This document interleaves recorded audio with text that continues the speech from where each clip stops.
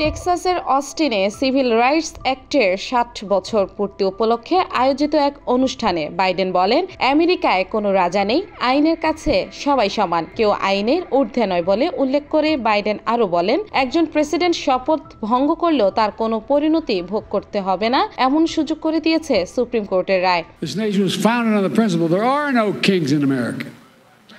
Each of us is equal before the law. For all practical purposes, the court's decision almost certainly means that a president can violate their oath, flout our laws. প্রেসিডেন্টের ক্ষমতা কোনো আইনে সীমাবদ্ধ করা যাবে না, এটিকে একটি বিপজ্জনক নীতি অভিহিত করেন বাইডেন। পাশাপাশি সুপ্রিম কোর্টের রক্ষণশীল দুই বিচারপতির কথাও তুলে ধরেন তিনি। Have caused public opinion to question the court's fairness and independence.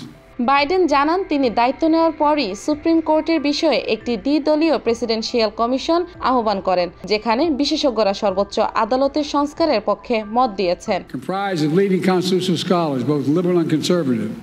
দেশের স্বার্থে সুপ্রিম কোর্টের সংস্কার এবং সংবিধান প্রয়োজন বলে জানান বাইডেন। বাইডেনের এই তিনটি প্রস্তাবে প্রথম প্রস্তাবের মধ্যে রয়েছে প্রেসিডেন্ট সহ দেশের সবাইকে অপরাধের জন্য আইনের আওতায় আনতে সংবিধানে সংশোধন, যার ফলে দেশের প্রেসিডেন্ট কোনো অপরাধ থেকে মুক্তি পাবে না। And today I'm calling for 3 bold reforms to restore trust and accountability. এছাড়া সুপ্রিম কোর্টের বিচারপতিদের দায়িত্ব পালনের সর্বোচ্চ মেয়াদ 18 বছর এবং তাদের জন্য বাধ্যতামূলক আচরণবিধি প্রণয়নের জন্য আরও 2টি প্রস্তাব রাখেন president Biden. And I believe we should have term limits for Supreme Court justices in the United States as well. এই সময় বাইডেন বলেন, হাউসের স্পিকার মাইক জনসন হয়তো তারই প্রস্তাব কংগ্রেসে ওঠা মাত্রই বাতিলের কথা ভাবছেন। এর আগেও ওয়াশিংটন পোস্টে কলামের প্রেসিডেন্ট বাইডেন আর এইসব প্রস্তাবের বিস্তারিত তুলে ধরেন।